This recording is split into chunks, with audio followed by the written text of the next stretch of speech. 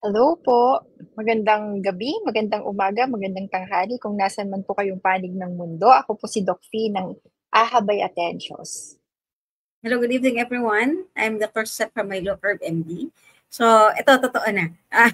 Welcome po sa panibagong episode nating Doctor's Desk. So, last week, nag-Q&A tayo. And today naman, we're open for a new topic. So, natutuwa ko Yes. sa topic natin ngayon, Fee, kasi ito yung isang topic na akala ko, madali ko siyang masagot. Pero noong sinabi natin yung topic, nung sinabi mo siya last week, yung topic natin ngayon is parang sabi ko, ano nga ba yung definition nitong topic natin for today? Kasi lagi natin siyang naririnig kapag Yes. merong karamdaman or kapag nagtatanong lagi kung anong dapat kainin ng isang pasyente or ng isang tao may karamdaman, lagi nating naririnig yung topic na or yung katagang balanced diet. Pero nung iniisip Yes. ko, binabalikan ko, ano nga ba yung balanced diet? Parang ako din naguluhan. Mhm. Parang hindi ko Mhm. din maisip kung ano nga ba ang ibig sabihin ng balanced diet. Kasi nung panahon na punta na ako sa mundo ng diabetes, noong mas naintindihan ko na yung complexity ng pagkain in relation sa diabetes, ah, hindi na-discuss or hindi na-encounter yung hindi na namin nagagamit yung salitang balanced diet. Parang parang ah, mas define or mas sinasabi mo sa pasyente na ito kainin mo, ito iiwasan mo. Pero hindi na namin or hindi ko narinig sa mga colleagues ko here na you just eat balanced diet. It's not already in the vocabulary of my co-doctors here kapag ka nag-manage na kami or nagdi-discuss na kami ng case ng patient and kung ano yung management. Kaya ako nahirapan, nagsabi ko, discuss natin balanced diet. Parang sabi ko, ay wait, teka, ano ba yung balanced diet? Lagi na lang natin naririnig, balanced diet, balanced diet. So, tanungin nga natin yung mga kasama natin or yung mga nanonood sa atin ngayong gabi. Any idea na nandito sa amin ngayon na nakikinig or nanonood kung ano ba yung balanced diet? Wala pong tama or maling sagot ha. We just Yes. want to hear from you kung ano ba sa idea ninyo, kung ano ba yung balanced diet. Kasi kahit kaming dalawa ni Fee, nung nag-uusap kami, ano nga ba yung balanced diet? Hindi namin din siya masagot ng first hand. Yung bigla bang sasagot ka Mhm. lang na, ano ba yung balance diet? Parang yung sasagot na ako kagad, parang, ay, teka saglit. Step back muna ako. Tapos tignan ko, back to my notes, balikan kita kung ano ba talaga yung balanced diet. Kasi lagi natin siyang naririnig. Yes, and sabi ko nga, para siyang madaling topic pero hindi. But Mm-hmm. all the while, parang I realized, no, previously, even in the preventive practice, it is always advised sa mga pasyente na basta eat in moderation, eat a balanced diet.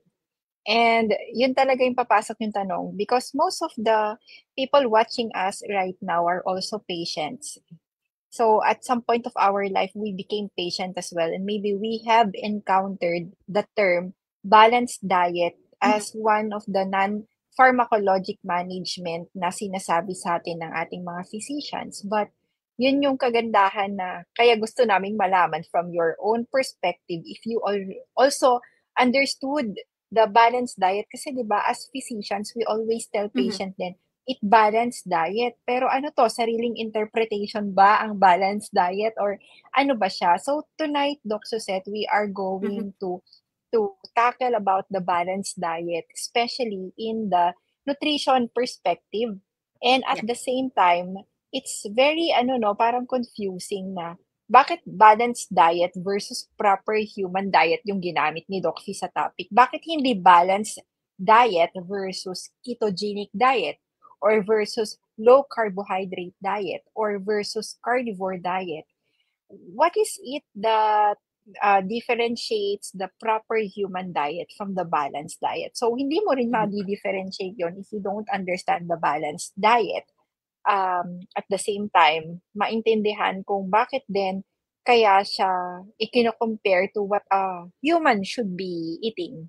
So I guess let's start so that we will end early as well. And sa mga nandito, sit back and relax. And at the same time, if you happen to be late na at nasa kalagitnaan na kayo, pwede lang naman po ninyo itong panoorin ulit sa YouTube channel, or if sipagin si Doc Suzette na i-re-upload 'to because the Meta will, of course, delete all live na videos within 30 days lang After 30 upon days, yeah. the upload. Yes, so hanggang dun lang siya. So let us now talk about the proper balanced diet and the proper human diet. So let's remove first si Doc Suzette para pwede muna siyang mag-jogging, charot.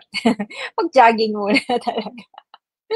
So let us now move to the discussion of the proper human diet versus the balanced diet. So I'll now go to my presentation. So ano ba yung balanced diet on a nutrition perspective? So you can see here, ang pinaka-basic principle ng nutrition is actually the provision of adequate nutrients for populations or groups within populations.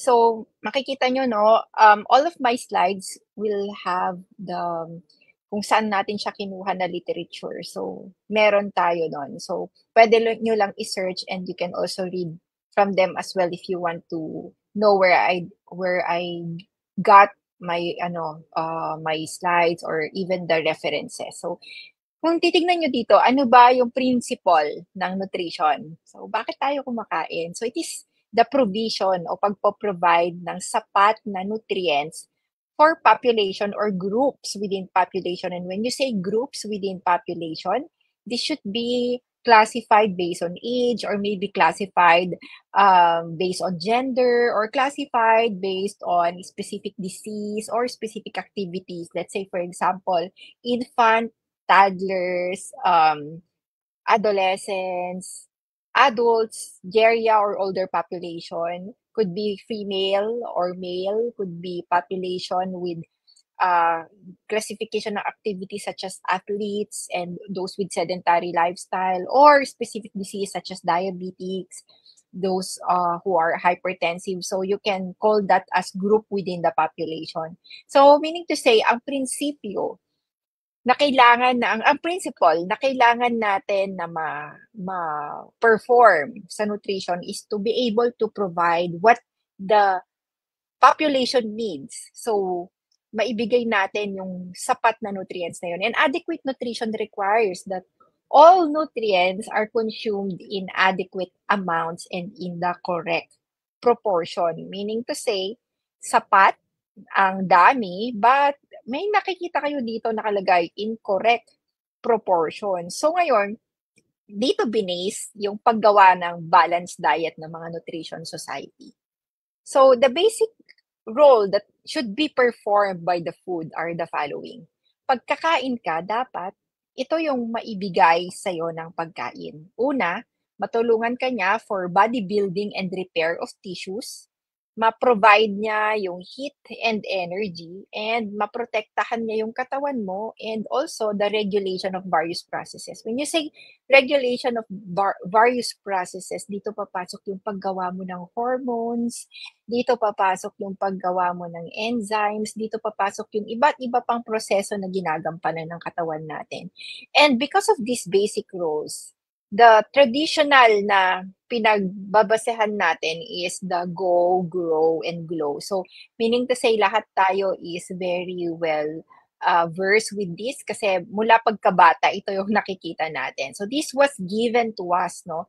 The go, grow, and glow, because ito yung nakikita traditionally that can answer and can give us and provide us what the basic role must be performed by the food. So meron tayong energy giving, we have the body building and the body regulating. And they said, when I say they said, that energy giving food must come from carbohydrates. So this was the concept that is being taught to us.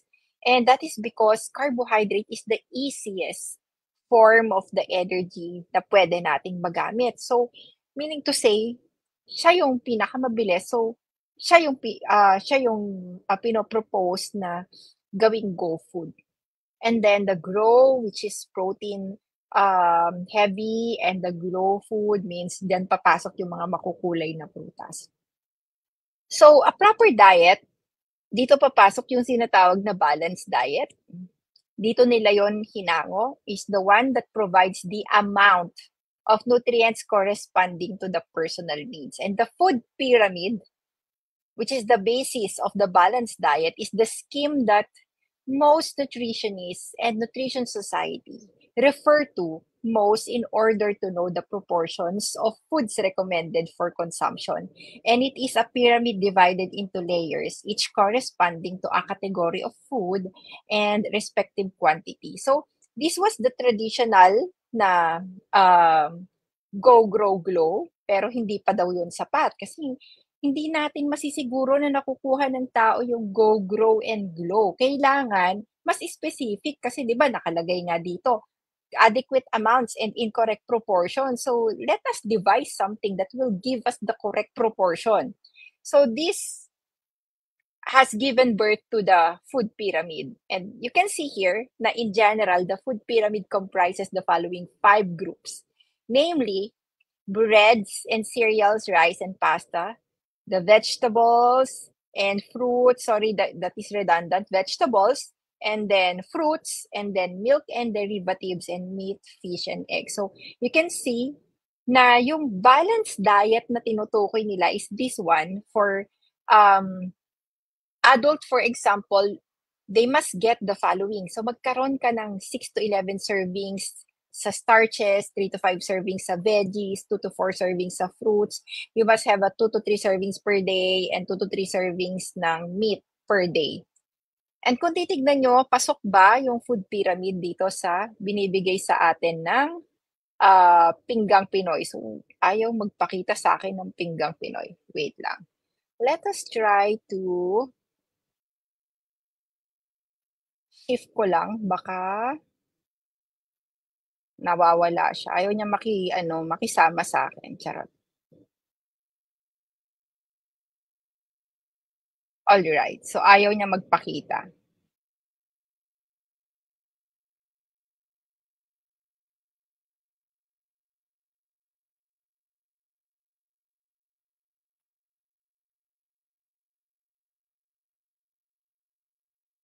Alright. So, hayaan na natin kung ayaw niya magpakita. But let us explain the food pyramid. You can actually search the Pinggang Pinoy on the web. You can actually see the Pinggang Pinoy on the web. And the Pinggang Pinoy on the web has about, for example, sa adult na 19 years old to 59 years old, binibigyan ng isang adult male, for example, ng 1.5 rice per meal.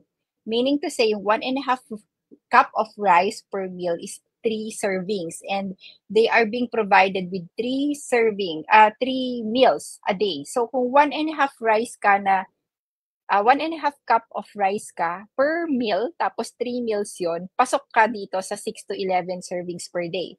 Because yung 1 half cup of rice is 1 serving. And if you eat, for example, 1.5 cup per meal, you already have 3 servings. So 3 meals, 3 times 3 is 9 servings. Plus, meron ka pang merienda na pandesal or kakanin. So, pasok doon yung 11 servings. Doon naman sa veggies, for example, a cup of veggie per meal is 1 serving. So, pasok din yun sa 3 servings. Yung fruit is 1 serving of fruit per meal. Papasok din yon sa 2 to 4 servings per day. And then 1 cup of milk or 2 cups of milk per 2 cups, meaning to say, ang 1 cup kasi is nasa 150 to 200 ml. So, if you drink, for example, around 400 ml of milk per day, pasok na yung 2 servings. And then yung meat, ang 1 serving of meat is just 1 matchbox size. So, per meal mo is 1 matchbox size of meat, pasok na yan sa 3 servings per day. So, doon hinango yung ating food Pinggang Pinoy. So, meaning to say, yun yung tinatawag na balanced diet para magkaroon kayo ng idea because some people do not understand what balanced diet is. But what seemed to be missing in the balanced diet or missing in this food pyramid na kung saan gustong i-require sa atin is the term called the bioavailability. What must be considered in creating foods that is proper for human, dapat makonsider din yung tinatawag na bioavailability. So ano ba yung tinatawag natin na bioavailability? Bioavailability ay yung proportion ng bawat sustansya o nutrient na nadadigest ng isang tao, na-absorb niya at name-metabolize din niya through normal pathways. I would like to emphasize on the part of normal pathways. Because when you say normal pathways, iba-iba ang normal pathways natin per species. Meaning to say, iba ang normal pathway kung pusa ka, iba yung normal pathway kung aso ka, iba ang normal pathway kung baka ka, at iba din ang normal pathway kung tao ka.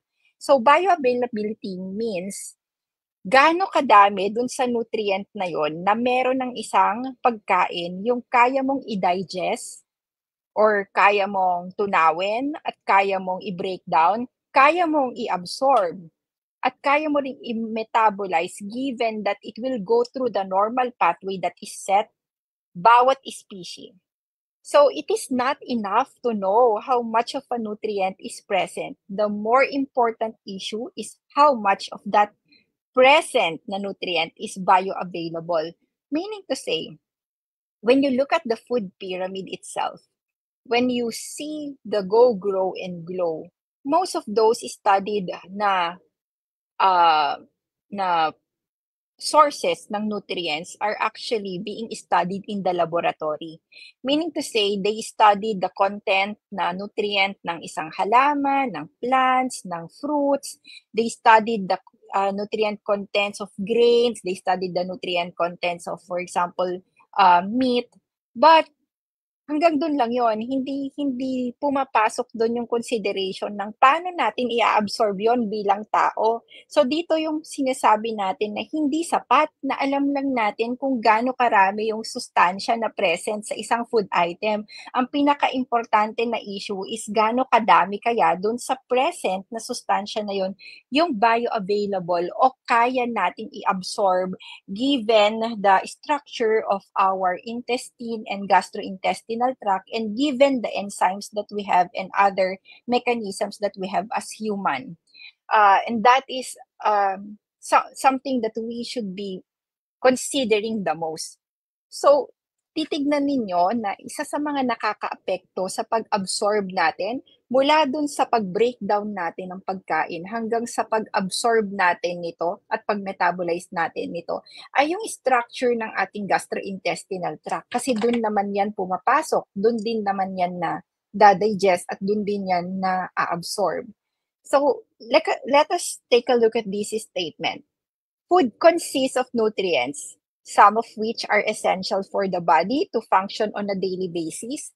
Digestion of food starts in our mouth, and food continues to break down as it travels from the mouth through the esophagus, stomach, and small intestine by a combination of mechanical forces and chemical reactions. So, kailangan mo ng enzymes, okay? Or ito yung mga chemicals na ginagawa na meron tayo sa laway natin, meron tayo sa sikmura natin, nilalabas ng ating pancreas, ng liver, at ng ating mga bituka na nagta-target ng chemical bond ng mga nutrients.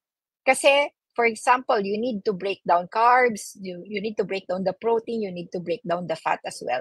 And ultimately, those complex structures are broken down to simple nutrients that transporters along the stomach, small intestine, and large intestine can absorb into the body. Why am I showing this? This is a very heavy loaded statement.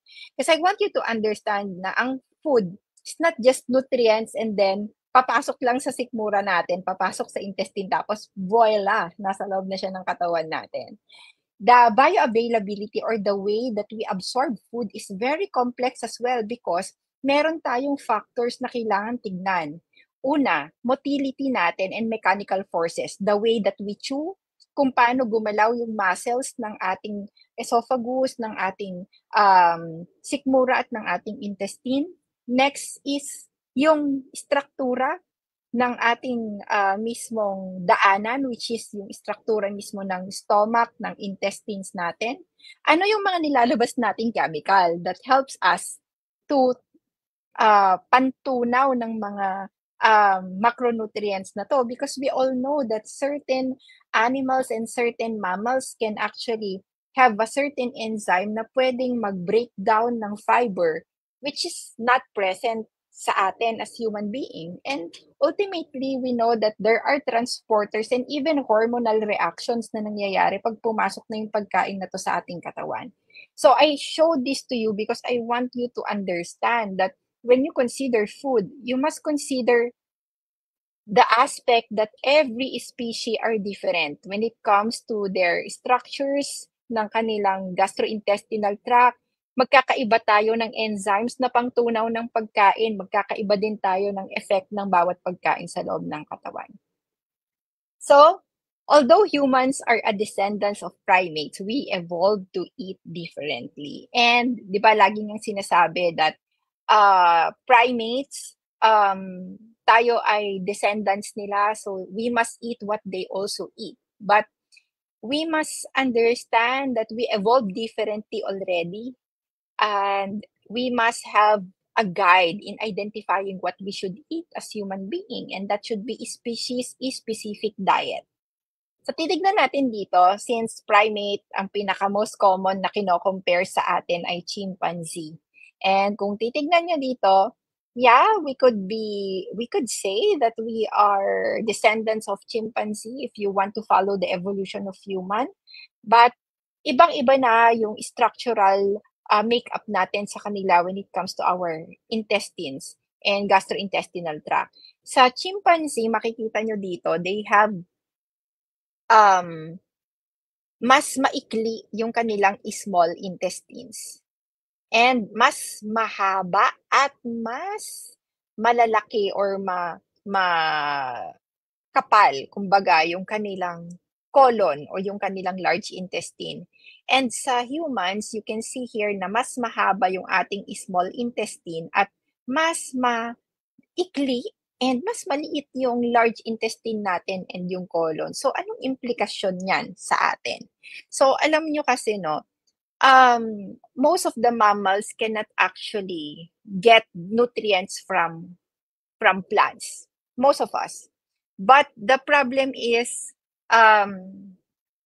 the solution is like, since hindi natin kaya yon na tunawin, hindi natin kayang i-break down yung fiber, yung ibang mga animals and other organisms had a symbiosis na kung saan humingi tayo ng tulong dun sa mga nakatira sa atin na anaerobic gut bacteria na tinatawag o mga microorganisms na nakatira sa ating intestine, but most especially those are in the large intestine. So, for example, the chimpanzee, they have a large intestine, so they harbor a lot of anaerobic gut bacteria here, which help them to convert the fiber into saturated fat for their absorption. So meaning to say, they have the capacity and efficiency of actually fermenting the fiber in order for them to absorb that. And yun yung wala tayo na capacity because hindi capable yung ating gastrointestinal tract to harbor a large number of anaerobic gut bacteria for us to be able to ferment the fiber and digest them. And what we have to compensate is a very long small intestine. And alam nyo ba kung anong nangyayari sa small intestine? Dito nangyayari yung absorption ng saturated fat. Sa chimpanzee, dito naman sa large intestine, fine-ferment ang fiber into saturated fat para i-absorb nila. Hindi na natin kailangan yon. Meaning to say, sa ating intestinal tract, kailangan nilang natin ng diretsong saturated fat na. So bakit pa natin papahirapan yung ating bituka kung naka-design siya to absorb directly saturated fat at hindi para mag-convert pa ng plant into saturated fat kasi hindi naman talaga natin yun maa-absorb. We do not have the enzyme to break down fiber and even to digest it. How much more to absorb it? And the other counterpart has it. So ito yung tinatawag natin na hindgut fermenters. Kasi kaya siya hindgut kasi nangyayari yon dun sa colon. So Here you can see, these are the plant-eating animals and these are the fermenters. So kung titignan ninyo, we have here the foregut fermenters. When you say foregut fermenters, yung kanilang sikmura may 4 na kwarto. So 4 chambers yan. So kaya sila foregut fermenter kasi nangyayari yung pag-ferment nila ng fiber doon sa kanilang sikmura.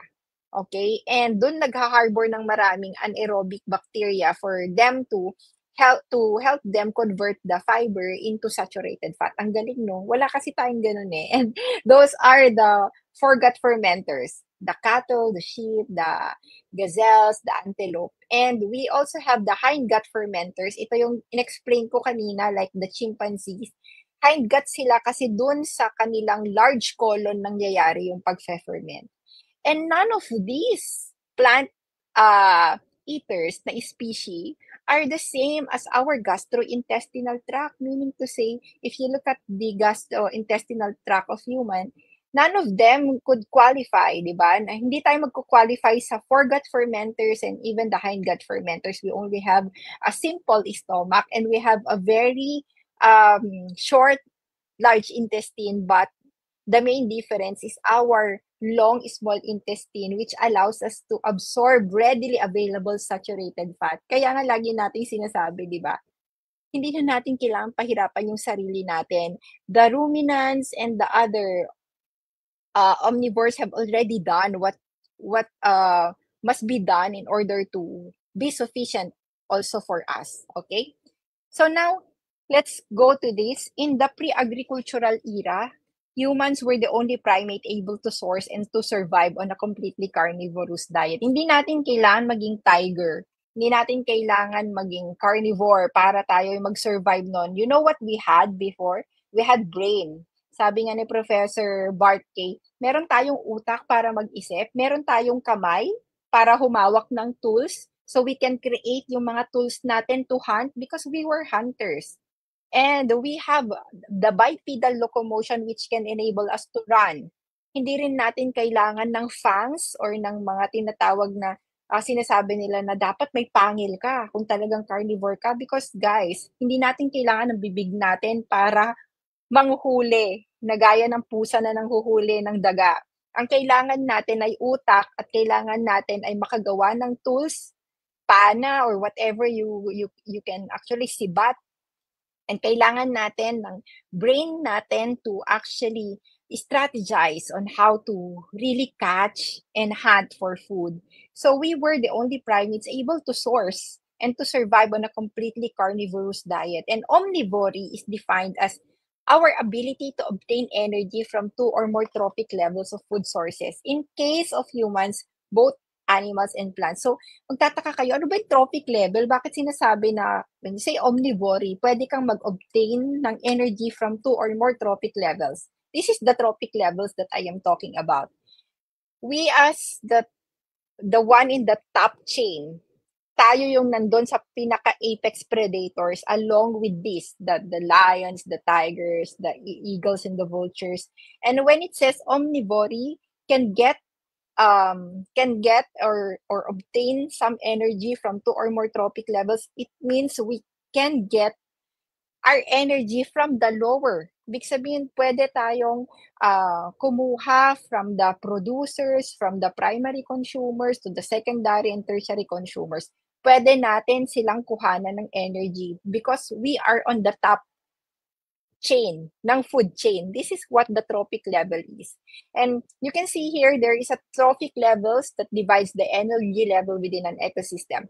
Meron tayong primary producers, meron tayong primary consumers, they are the herbivores, and the secondary consumer lang tayo. So, ibig sabihin nun, as one on the top chain, ito lang yung effort na kailangan mo and you can get the nutrients that you need because you're on the top chain. You can get or source out your energy from the different na trophic level. So this is the trophic level. There's also a common belief na humans are omnivores and thus have substantial flexibility in their food choices. However, yung potential nito for omnivory means na as human, we can acutely, when you say acutely, in a short period of time, we can replace animal-based food with plant-source food. Should that choice be imposed by constraints in their natural environment? Ano ba yung constraints? Ito na yung mga tanong nyo sa akin. Doc, paano pag giyera?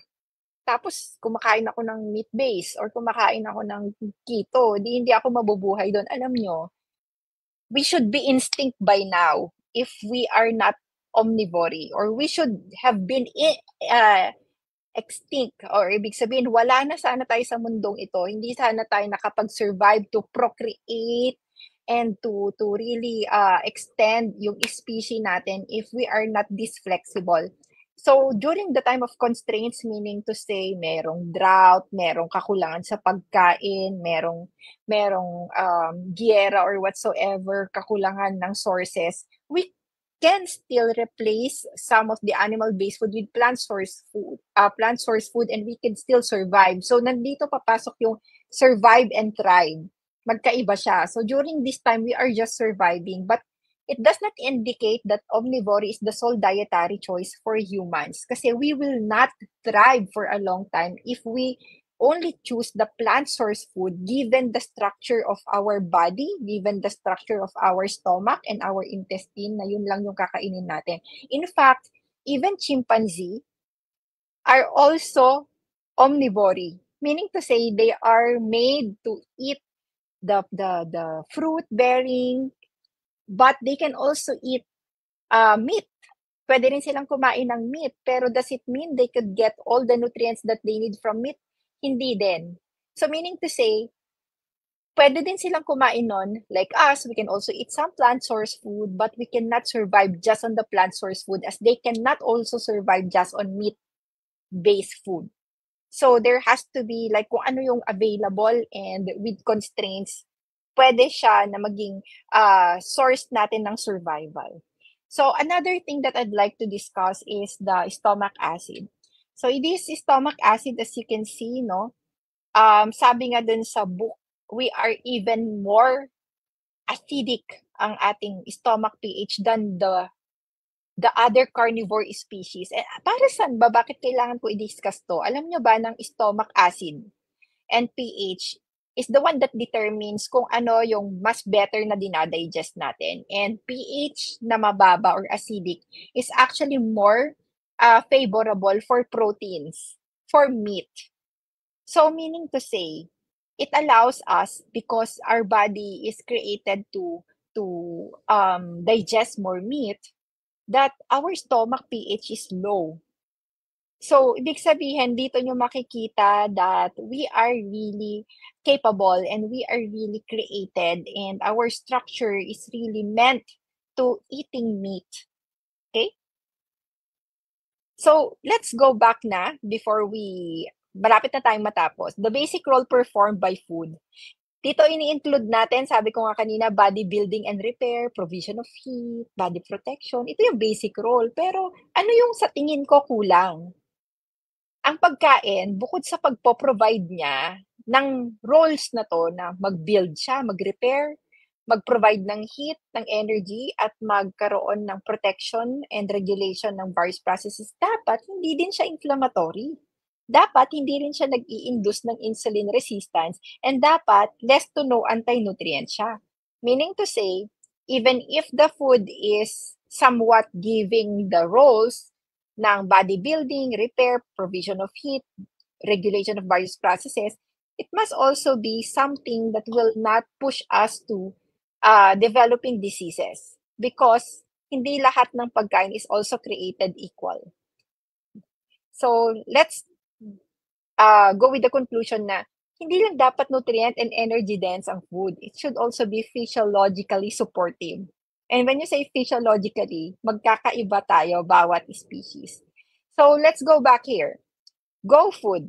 What we see are just starches. But you see, fats are the slowest source of energy, but, may but, di ba? The most energy efficient form of food. And each gram of fat supplies the body with about 9 calories, more than twice that's supplied by proteins or carbohydrates. And because fats are such an efficient form of energy, the body is even trying to store every excess energy as fat. So bakit sa GoFood, naka-emphasize lang ang carbohydrates? In fact, hindi naman po talaga carbohydrate ang most favorable na source of energy. It's just that, yan talaga ang pinaprioritize natin gamiting energy because pag nag-spike yung blood sugar natin, it is more detrimental. Also, if you happen to read this, it's anywhere, the dietary references intakes of energy, carbs, fiber, and fat, the lower limit of dietary carbohydrate compatible with life, apparently for human, is entirely zero. And in the absence of this, we can actually create glucose from the amino acid, which is from the protein, and also the glycerol derived from the fats. Therefore, the marginal amount of carbohydrate required in the diet in an energy balance state is conditional and dependent upon the remaining composition of the diet. So when they say dependent upon the remaining composition of the diet, kung naka-high fat, moderate protein ka na, then you must really be on a low carbohydrate diet. Pero kung talagang takot ka sa fat, dapat lang talaga nadagdagan ka ng carbs kasi nga, saka kukuha ng energy. But this means that you can survive even without carbohydrate. You just have to be aware of the other remaining composition of your diet. Now, in this grow food, what we only see is protein. But what we do not see are the nutrients and other nutrients that could be seen from the meats and other meat products such as this beef bone broth, the rib eye. You can see all the vitamins there, all the magnesium, all the copper. Makikita nyo din sa pork belly, what you see is just fat and protein, pero these are all the nutrients from pork belly, even in the beef liver. Yan lahat yung mga nutrients na makikita mo sa kanila. Meaning to say, this protein is not only in the grow food, it should also be in the glow food because talking about the nutrients, walang nutrients ang plants na hindi mo makikita sa meat. But there are detrimental na component ang plants na kung saan ay wala sa meat, such as what? What we only see here are vitamins and minerals, but what we do not see are the anti-nutrients, the inflammation, the toxins. So now you decide, should you be eating the balanced diet or should you be following the proper human diet? So that's all. That's the end of my report for tonight. Ayan. O sige, so since we discussed scientifically, ito yung aspect ng scientifically ng balanced diet. So, bababawan ko lang, dadagdagan ko lang yung diniscuss ni Fee, and I will approach it on a very practical way of seeing ng balanced diet. So, ito yung sabi ni Oxford Dictionary. So, balanced diet consists of variety of different types of food, providing adequate amounts of nutrients necessary for good health. So, very, very ano siya, no? Very general. So, basta ang sabi lang niya, iba't ibang klase ng food na mag-provide ng adequate amounts ng nutrients na kailangan for good health. Okay, noted. So sabi rin naman ni Cambridge Dictionary, so it's a combination of correct types and amounts of food. So napaka-general pa rin yung sinabi ni Cambridge. Ito yung sinasabi ni Fee, ito yung hinahanap niya. This is the Pinggang Pinoy. And this is the food pyramid. This is the original food pyramid na noong nagsisimula yung Pilipinas before. And this is the Pinggang Pinoy, which is recommended for adults ages 19 to 59 years old. So, ito yung nakikita ko kapag nakikita ko yung Pinggang Pinoy. So, yung first layer is the carbohydrates, the second layer is carbohydrates, the third layer is protein, and yung topmost is fat. So, basically, ganito lang yan. So, kung titingnan mo, in a perspective, logically, kapag sinabi mong balanced diet, given the tatlong macronutrients, is dapat sana is 33.3% ng carbs, 33.3% ng protein, and 33.3% ng fat. Pero ganun ba yung hatian ng recommendation ng ating food pyramid? ito yung breakdown. Supposed to be carbohydrates would be 45 to 65%, protein is 10 to 35, and fats is 25 to 35. So, hindi siya balance. So, given, alam na natin yung scientific side, yung diniscuss ni Fee kung bakit dapat nakadesign yung katawan natin to receive a proper human diet. But logically, parang hindi naman din yata pasok sa balance yung macronutrients na kinakailangan natin. Kasi kung if you could remember yung mga previous lectures namin, carbohydrates is, ang ginagawa lang yan is to provide energy, which is kaya rin naman gawin ng protein and fat. And aside from that basic function ng carbohydrates, protein and fat, provide energy, marami pang iba't ibang function na meron si protein at meron si fats na definitely hindi kayang gawin ni carbohydrates. But kung iisipin nyo, bakit 45 to 65% ang recommended sa carbohydrates? And as a last statement ni Fee, technically, hindi kinakailangan, or we can live kahit na wala tayong carbohydrate intake because protein and fat can give us the energy that we need, di ba? So, balik tayo dito sa Pinggang Pinoy na the Go, Grow, and Glow and what Go, Glow, and Grow food na tinuturo sa atin sa elementary. Pero meron tayong hindi nakikita dito. Ito lang yung nakikita natin yung malaking picture. But there is a fine print na nandun sa ilalim ng pinggan. And ano sabi ng fine print na yon?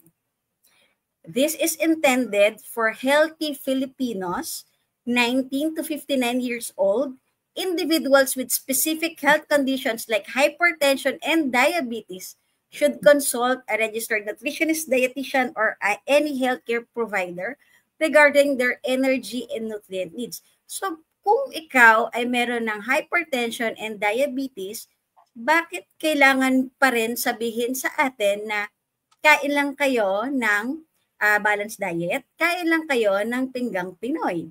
Diba? So, there is the fine print. So, ibig sabihin, if you are an individual with specific health condition, dapat magko-consult ka na with the healthcare provider. And actually, medyo hindi ako agree with this statement kasi definitely kapag nauna kayong pumunta sa dietitian, nasasabihin ng dietitian, punta po muna kayo sa doktor. Kasi magbibigay po yun ng prescription, then balik po kayo sa akin, then they will advise you on what to eat. Ganon usually yung protocol or yung scenario. Kasi may diet prescription na ibibigay yung mga doctors, then you will give this to the dietitian. So kung meron ka ng high blood and diabetes at pupunta kayo sa doctor, pupunta kayo kay Doc Fee, do you think Doc Fee will still recommend the Go, Glow, Grow, Glow, and Go foods na to, na Pinggang Pinoy? I don't think so.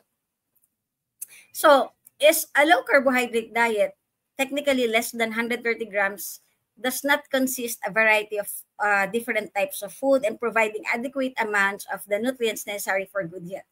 Ganon din ba kung ikaw ay mag-opt into a ketogenic diet or a carnivore diet? So, this is basically the definition provided sa atin ng Oxford.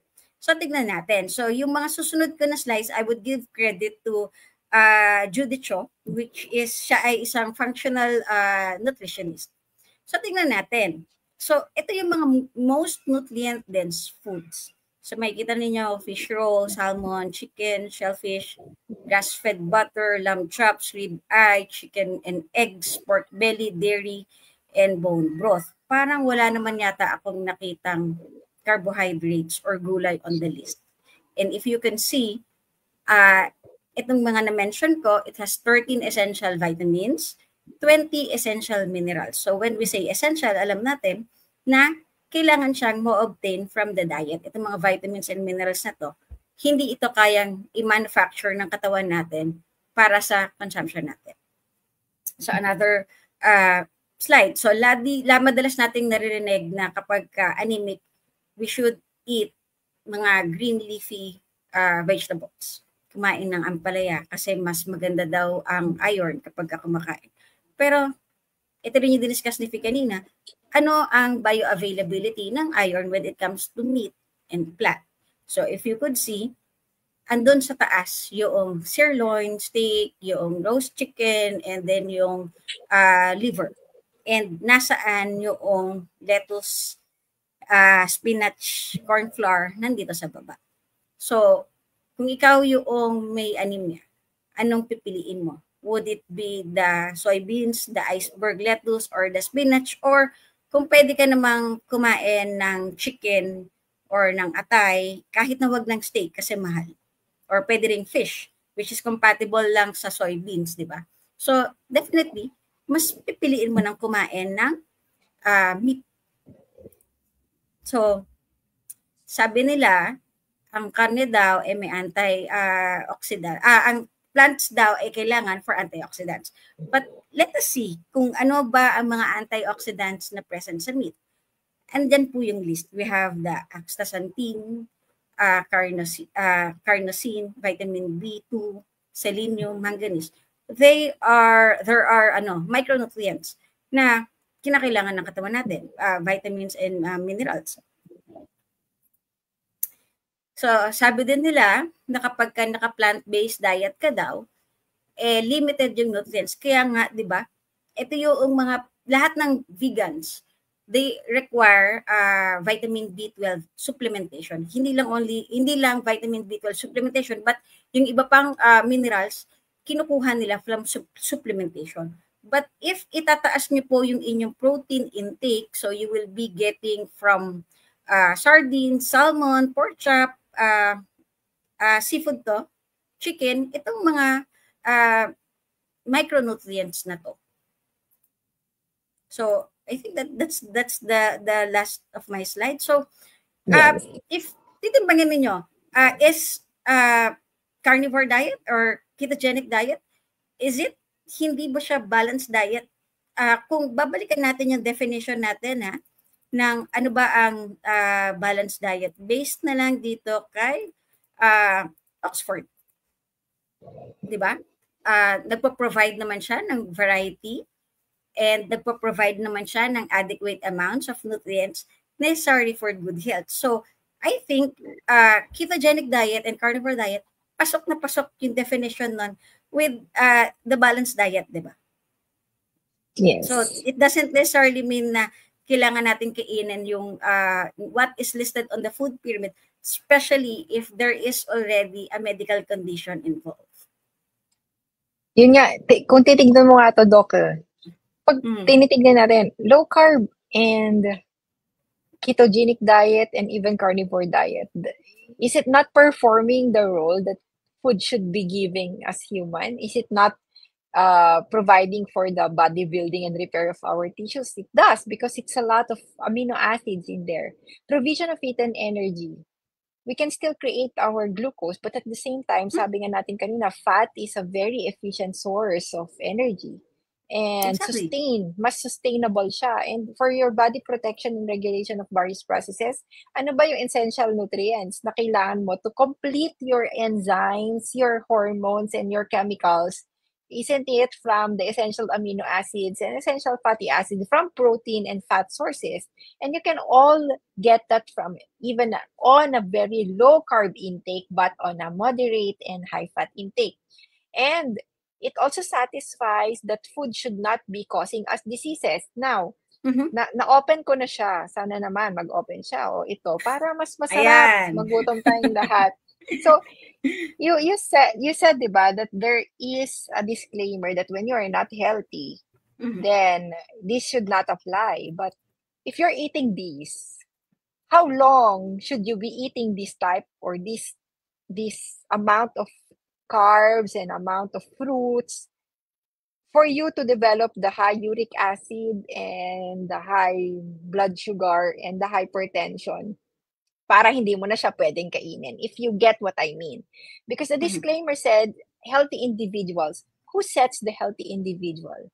Because even if wala kang nararamdaman, you might not know that you're already insulin resistant or hyperinsulinemia. And what I'm saying is, in the beginning, bakit hindi ka na lang kumain ng something that is not going to take you to a place where you get sick eventually for you to be needing the the assistance of a dietitian to change the meal plan for you dahil magkakasakit ka, if you get what I mean as well.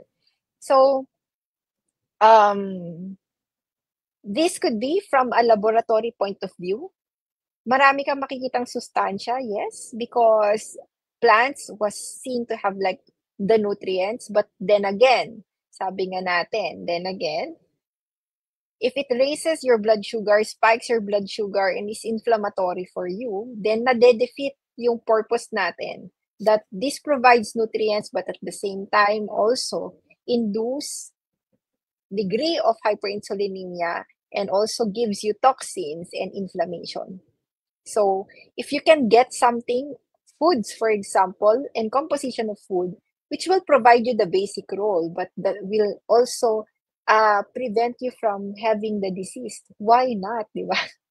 Ayun. So, yeah, that's it for today. I hope that every one of you learned a lot from our discussion of balanced diet versus the proper human diet. We emphasize the scientific evidences regarding our human body in order for us to understand. Some of the ano kasi healthcare professionals would say, okay, umo-okey ka pero hindi kasi puwede yang diet na yan kasi wala kang carbs. Lagi silang dun natatakot. So you can always also share them these findings and maybe they could also do their research about our body. Alam niyo ba na ang large intestine ng tao is supposed to be helping us lang with fluid and electrolyte balance na. Meaning to say may exchanges na diyan ng salt, ng water, and all pero hindi na siya main na kung saan ay nagpa-process ng food. Mostly 'pag kulang ka ng salt dun nangyayari yung reabsorption, 'pag sobra ka ng water dun din naitatanggal yung water sa large intestine. Pero hindi na siya to ferment and basically, you know what? Fiber is also the most anti-nutrient na ano, na component ng food. Bakit? Ah, Even if you study for example veggies, it has a lot of nutrient. Pero how can you absorb? You cannot even absorb fiber. So, saan napupunta yung nutrient na inaral mo sa lab o tinignan mo sa lab? Na dinikdik nyo para makita kung ilan ang vitamin C nun o iron nun. Saan? Sa tae. Naitain na lang natin siya kasi hindi natin na-absorb. So, 'di ba sayang, 'di ba? So, Mhm. yun yung make-up natin, yun yung gastrointestinal natin. So, a balanced diet which is proposed kaya nutrition perspective is not really very species specific for us as well. Hindi siya species specific for human. So, I hope that this enlightened you regarding to why we always say we can thrive with low carb, ketogenic, and even carnivore. It's because we don't need evidence base for something that has already existed. Meaning to say, kailangan ko pa ba ng ebidensya na malaki yung colon nila, maliit yung akin, when in fact, it has been a fact for a very, very long time. No need for any Mhm. evidence-based medicine to prove that it is the structure of human and that is the structure of chimpanzee, if you um, get what we mean by that. So, yun yung ano natin, hindi kami sa hindi evidence-based naniniwala, but there are things that are already obvious enough for us to unsee when it comes to these guidelines and comparing it theoretically to what we are structured as human being. Kung ano yung structure natin as human being. So, that's it. Thank you, guys. We have exhausted our 1 hour, but it's a very, very fruitful 1 hour. Mhm. I think this is also a very post video post worthy na mai-re-upload sa YouTube channel and sa It mga will be. nakapanood nito, yeah, and sa mga nakapanood nito, you can just review. Kung hindi niyo na-digest ngayon, mamaya niyo i-digest. Baka kailangan yung i-ferment, charot. I-ferment sa forebrain, hindbrain, charot. Forebrain, hindbrain talaga. Kung saan mang process yan ng ating brain. So, ayun. Also, naka-ano ako ngayon, naka-uniform ako ngayon ng doctor's desk. In fair. In fair. Naka-uniform kami ni Doc Suset ng doctor's desk. Charot. Ayan. Okay. So, yun lang. Salamat sa mga nanood and bye! Bye-bye.